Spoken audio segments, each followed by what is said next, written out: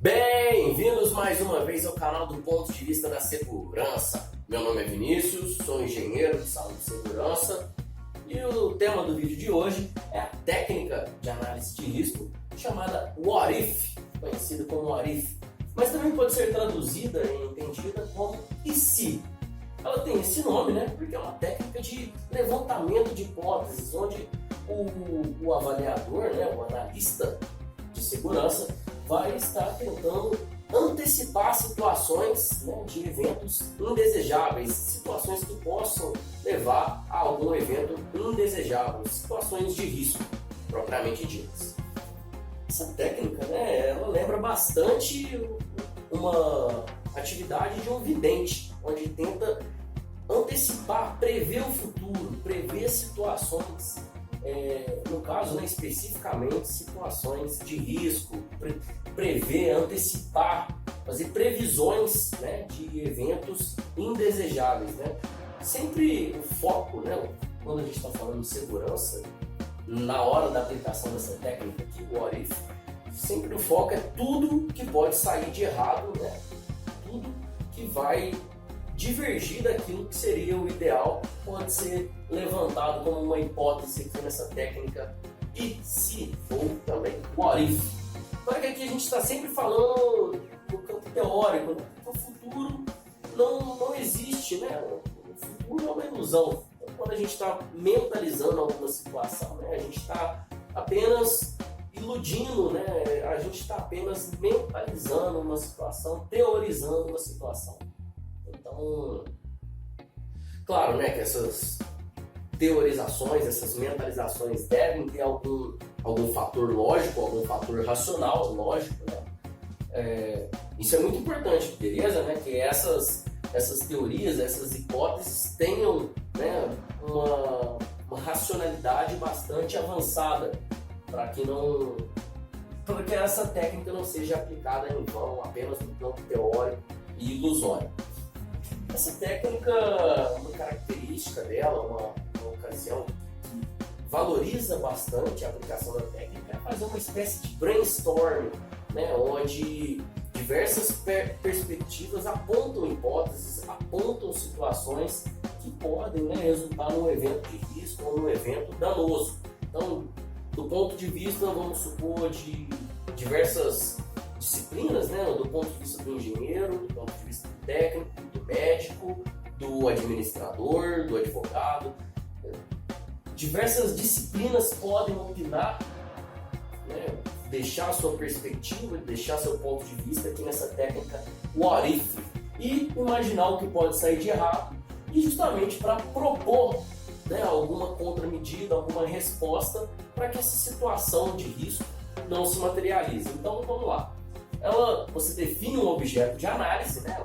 Qual que é o contexto que a gente está analisando, propõe uma situação ideal para esse objeto de análise, né? Sai conforme planejado em geral, né? Qual que seria a situação ideal, qual que seria o resultado ideal esperado para esse objeto de análise, para esse contexto, e, né, faz um levantamento de hipóteses, né? E se? Começa sempre com essa frase, né? As perguntas começam com essa frase aqui, começam desse jeito, né? Com essa pergunta. E se acontecer tal coisa, né? Imaginando essas hipóteses, imaginando essas situações, né, que podem levar a uma situação de risco, a um evento danoso, pensar quais seriam as consequências, avaliar até que ponto, né, esse risco pode provocar danos, até que ponto esses danos podem ser toleráveis, até que ponto podem chegar esses danos.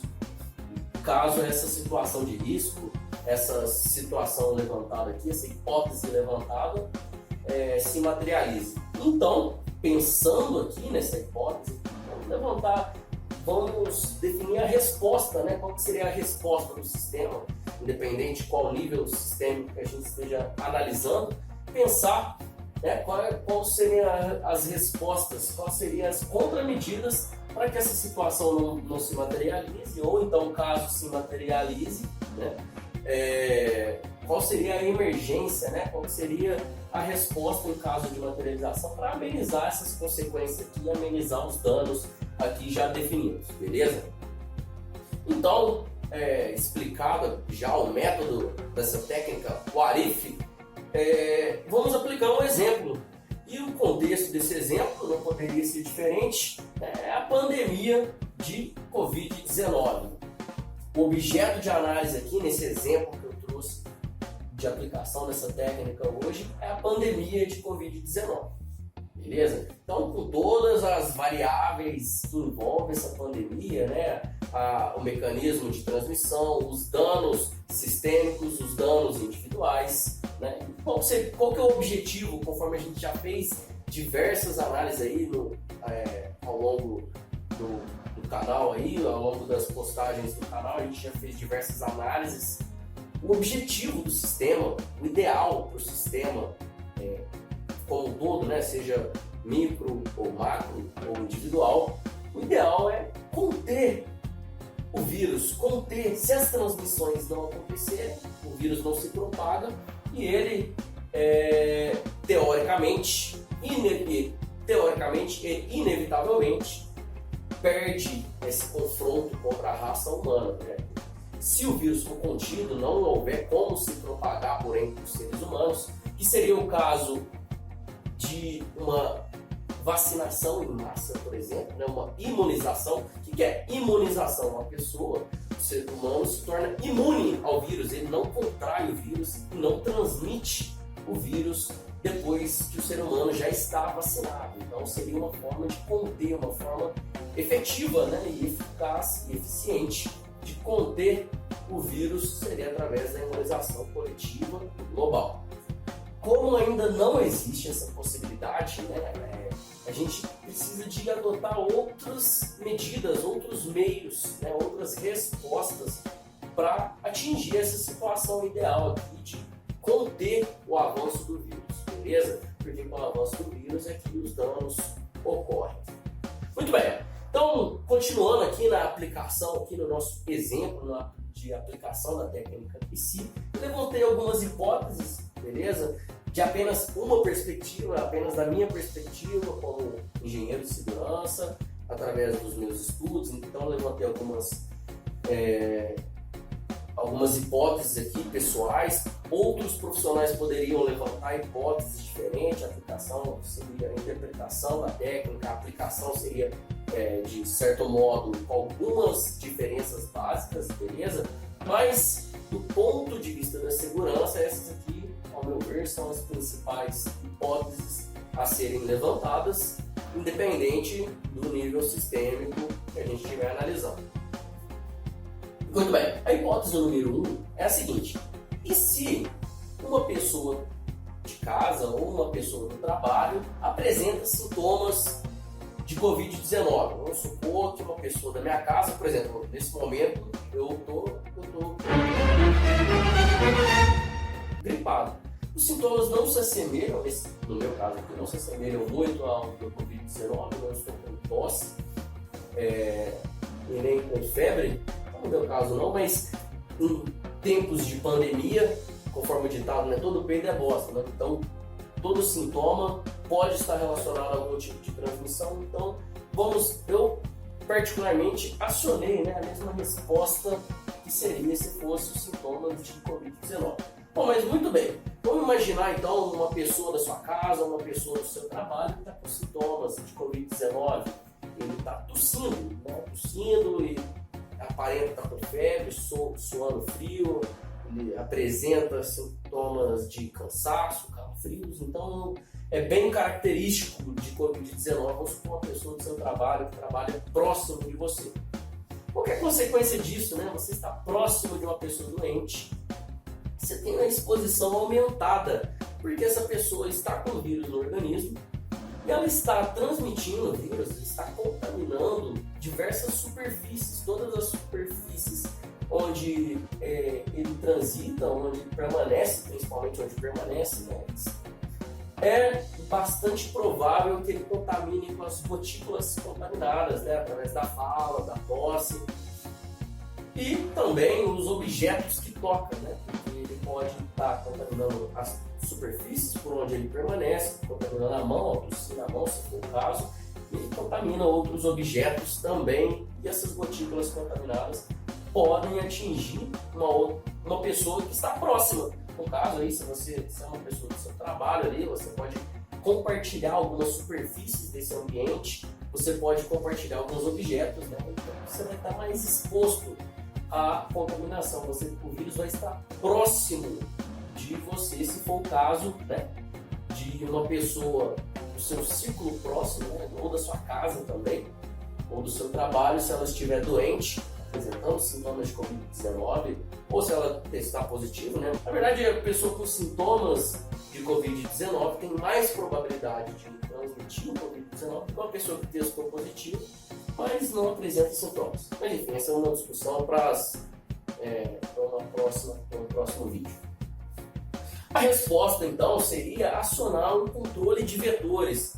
Acessa aqui no card aqui o vídeo sobre controle de vetores, onde eu falo com mais detalhes sobre essa medida de segurança que a gente desenvolveu aqui no canal ao longo do tempo, com os estudos, conforme o mecanismo de transmissão. Mas basicamente seria, né, uma forma rápida de fazer essa detecção e triagem de pessoas doentes, né, pessoas com sintomas, fazer uma detecção e triagem para que ela evite entrar em contato direto, evite expor outras pessoas aos vírus que estão no organismo dela. Ou seja, seria fazer, por exemplo, um afastamento desse funcionário que apresenta os sintomas, ou então direcionar um cômodo específico para a pessoa que está com sintomas, né, na sua casa. Os contatos que for fazer com essa pessoa, fazer com as devidas precauções, né, de higiene, uso de máscara, né, equipamentos. Então, porque o ideal ainda, como ainda não existe a imunização, o ideal ainda é fazer o isolamento das pessoas contaminadas, consequentemente fazer o isolamento do vírus com relação às pessoas suscetíveis, beleza? Então essa é a medida mais básica que seria mais efetiva no caso, né? Por isso as campanhas, né, de isolamento social, né? Porque se o vírus não pode sair de casa, né? Se ele não pode ser transmitido a longas distâncias, ele não pode percorrer longas distâncias sem um organismo que mantenha ele ativo, né? Ele acaba se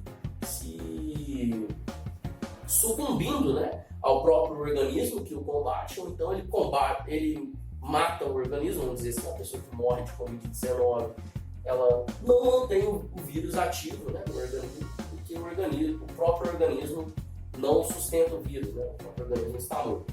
Enfim, então essa seria a resposta, né, fazer o isolamento das pessoas contaminadas de alguma maneira.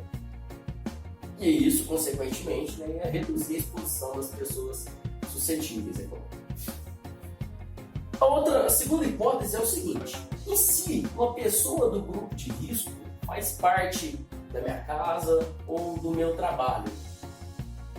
Pode acontecer, né? Eu não moro com a minha mãe, mas eu vou almoçar com ela todos os dias, né? Ela mora bem próxima da minha casa. E nesse período, né, minha mãe já tem 60 anos, né? Então ela se enquadra nesse grupo de risco. Ela é uma mulher muito saudável, muito linda também. Um beijo para minha mãe. Mas no caso, né, ela se enquadra no grupo de risco. Muitas pessoas com características semelhantes contraíram o vírus, tiveram sim alguns agravamentos, né? Mas na maioria dos casos, né, o estilo de vida dela saudável poderia sim combater o vírus com uma certa facilidade nesse momento. Mas no caso não convém arriscar, né? Eu vou proteger minha mãe com todas as minhas forças, com tudo que eu puder garantir para ela, com o meu conhecimento, enfim. Então eu estou aqui isolado aqui na minha casa, aqui no meu escritório. Então eu acionei esse controle de vetores aqui, já que eu estou no momento, né, que eu estou apresentando alguns sintomas de gripe. Não são, conforme eu disse, não são semelhantes aqui ao Covid-19, mas eu não quero transmitir nem essa dor de garganta que eu estou aqui para ela, entendeu? Então eu acionei aqui esse controle de vetores aqui, né? Então me mantive isolado dela, porque a consequência, né, de ter pessoas do grupo de risco no meu ciclo, né, de vivência é que tem um risco maior de agravamentos, né? É um risco de agravamento, existe um risco de agravamentos aumentado. O que seria isso, né? Por quê? Porque as pessoas, estatisticamente, se enquadram nesse grupo de risco, que são as pessoas com comorbidades e pessoas acima de 60 anos, né, com idade avançada, elas apresentam maior índice de agravamentos, né, complicações com a contaminação de Covid-19. Então, isso é um risco grave, né? Porque, por exemplo, vamos supor que eu contamine, vamos supor uma pessoa que não está no grupo de risco, tem uma maior chance de superar, de combater o vírus dentro do próprio organismo, sem maiores sequelas, sem agravamentos, estatisticamente falando. Já as pessoas do grupo de risco, elas têm um risco de agravamento estatisticamente aumentado. Então, porque o que realmente conta nessa vida, né, o que realmente é a verdade absoluta, é que a gente tem que proteger, né, as pessoas, né, desse dano maior que são decorrentes desses agravamentos, né, esses números que a gente visualiza, né, nas estatísticas aí com relação às consequências do vírus, né, são milhares de pessoas que vieram a óbito em função desses agravamentos, e a resposta que deveria existir do sistema nada mais seria do que reduzir a exposição de pessoas dos grupos de risco, né? Se essas pessoas do grupo de risco não fossem contaminadas, os números seriam muito reduzidos também, né, com relação aos números, em relação aos danos, né? Então, a grande ideia, né, seria fazer a redução da exposição, fazer com que o vírus não possa alcançar essas pessoas, que essas pessoas dos grupos de risco elas tenham, né, algumas acessibilidades com uma exposição reduzida, né, em condições especiais. Vamos supor, essas pessoas do grupo de risco ter acesso a compras no supermercado sem precisar estar presente no supermercado, né, acesso remoto a essas compras, ou então, em geral, as compras como um todo, todas já podem ser realizadas de forma virtual, sem precisar dessas pessoas do grupo de risco se expor, né, a aglomerações, a contato com pessoas diferentes. Outra condição também, né, seria que existisse alguma espécie de regras, né, de higienização e contato entre os familiares ali, né, que essas pessoas, os familiares, as pessoas que fazem parte da casa dessa pessoa do grupo de risco, que elas tenham um bom hábito de higienizar as mãos ao chegar em casa, ou então se isolar em caso de apresentar algum tipo de sintoma. Já são algumas medidas que poderiam, né, reduzir a exposição das pessoas do grupo de risco e, consequentemente, reduzir também os agravamentos e os danos decorrentes da Covid-19 que aconteceu no sistema macro. E se for o caso de uma pessoa de trabalho, né, se você for um administrador ali, uma posição de liderança, né, promover, né, o trabalho remoto, o trabalho home office dessas pessoas, né, que seria uma forma também de reduzir a exposição, porque, conforme a gente já analisou em outros vídeos, a principal forma de transmissão é o contato direto ou indireto entre uma pessoa contaminada e uma pessoa suscetível, né? Então, reduzindo o contato com pessoas, dessas pessoas do grupo de risco, pelo menos até o aparecimento, a efetivação, né, a disseminação da imunização coletiva, seria também uma forma bastante eficiente, teoricamente. Bom, seguindo aqui, né, a próxima hipótese seria a hipótese de um ambiente que apresenta aglomeração de pessoas. Como a gente viu, a aglomeração de pessoas é um fator de risco, porque em meio a essa aglomeração de pessoas, em meio a uma multidão, há uma probabilidade maior de haver uma pessoa contaminada entre essas pessoas e, consequentemente, né, a consequência disso é que a exposição se você está numa aglomeração de pessoas. A exposição à transmissão do vírus em uma aglomeração de pessoas é aumentada, é maior em uma aglomeração de pessoas, beleza? Muito bem. E a resposta ideal para essas aglomerações de pessoas, para essa hipótese de um ambiente apresentar aglomeração de pessoas, seria fazer as devidas adaptações ambientais ao risco de infecção, né? Não depende muito do indivíduo se proteger em caso de uma aglomeração de pessoas, porque a menos que ela esteja usando os equipamentos ideais, que seriam a máscara EPI efetivo, né, a N95, PFF2, a menos que esteja usando os equipamentos efetivos, fazendo a higienização das mãos após, antes de tocar o rosto, enfim, uma pessoa, a menos que seja uma pessoa treinada a lidar com esse risco de infecção e equipada também, é quase que inevitável uma contaminação. Caso uma ou algumas dessas pessoas dessa aglomeração estejam contaminadas.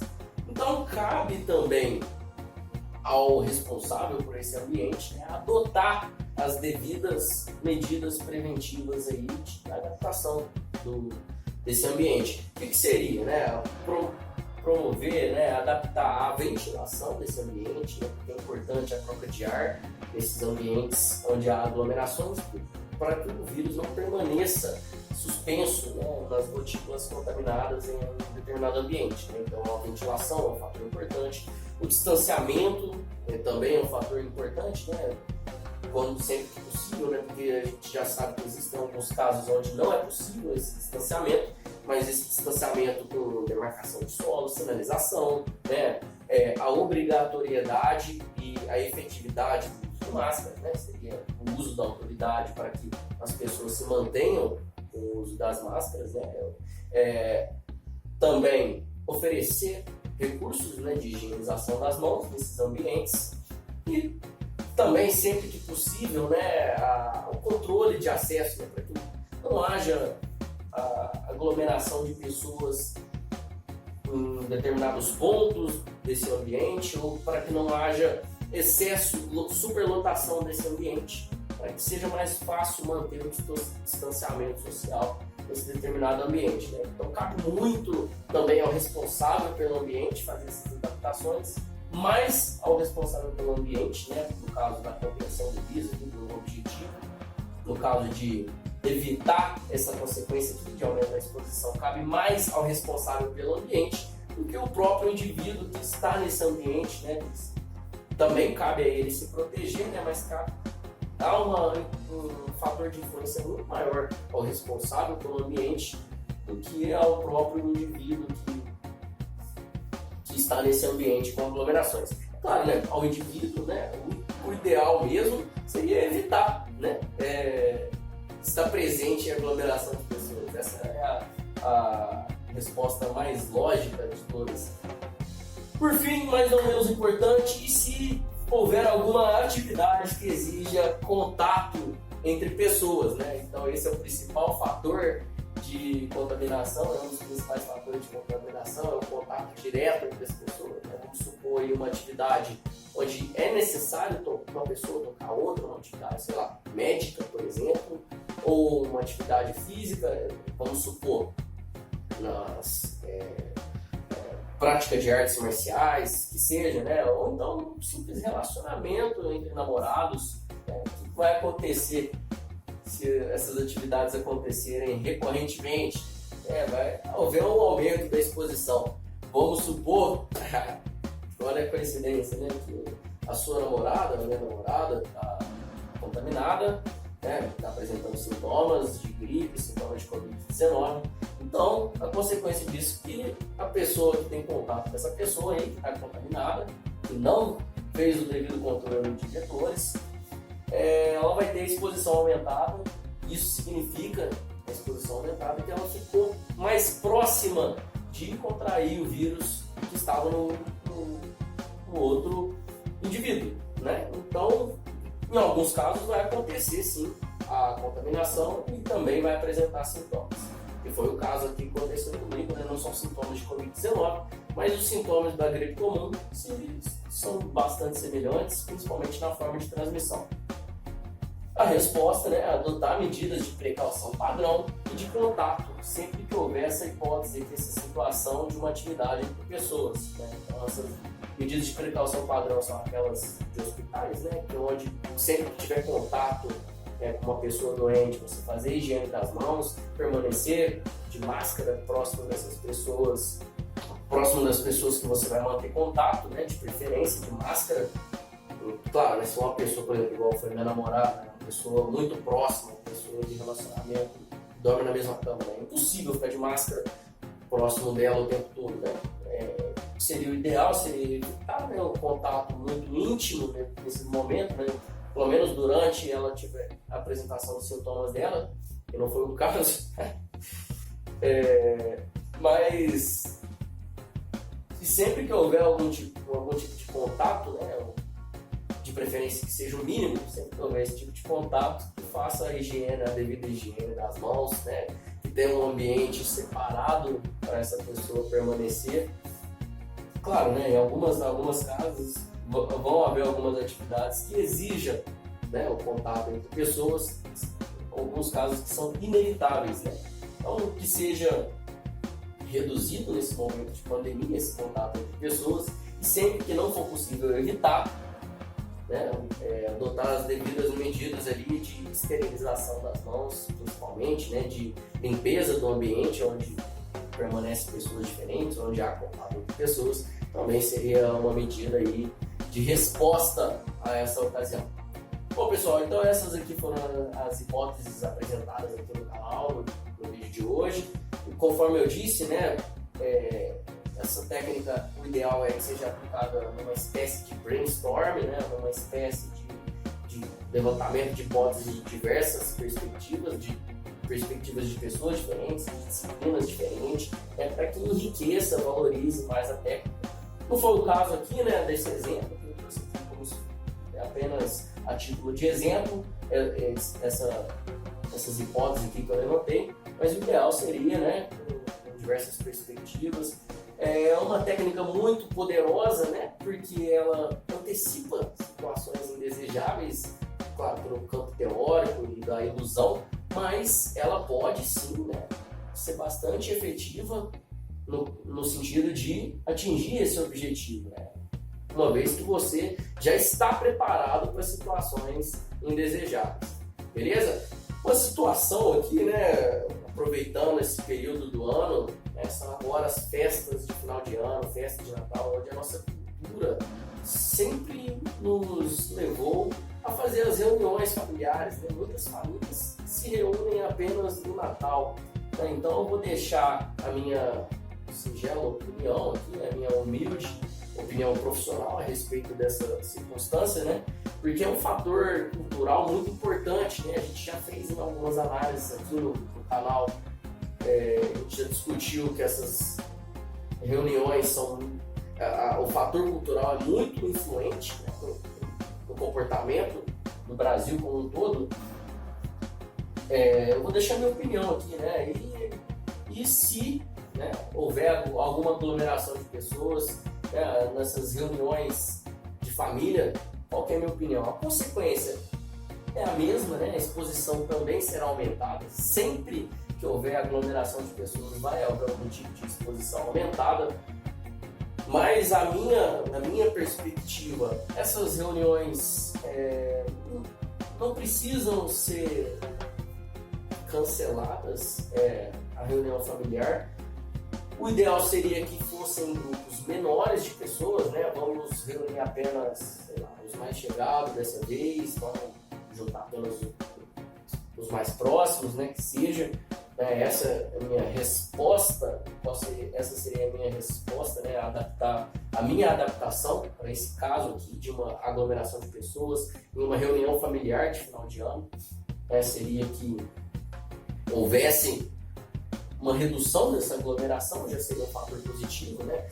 Que fosse um ambiente propício, né? Onde haja ventilação de preferência, claro, né? Essa adaptação do ambiente é importante.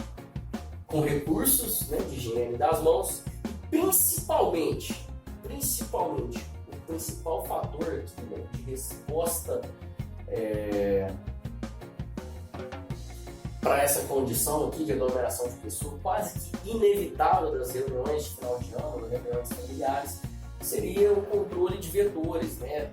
Seria impedir o acesso de pessoas doentes, né? Conversa entre vocês no grupo aí do WhatsApp, quando vocês estiverem combinando essas reuniões familiares reduzidas, com grupos menores, de preferência, combina, ó, se tiver doente, não leva fulano, se a pessoa que está doente, por favor, comemora de casa, a gente liga, a gente faz uma montagem de foto, enfim.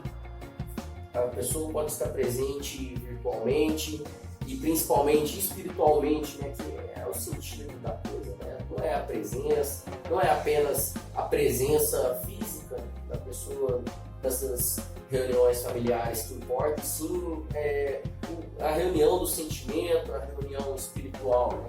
A pessoa pode estar presente ali naquele momento, né? Mas se ela estiver apresentando sintomas, que ela esteja presente virtualmente, espiritualmente, mas menos fisicamente, que é essa forma de conter o vírus nesse momento, beleza? Então no vídeo de hoje era a técnica What If, espero que vocês tenham gostado, espero que vocês tenham entendido. Se gostou, deixa o like, né? Se inscreva no canal, compartilha, é isso aí. Então,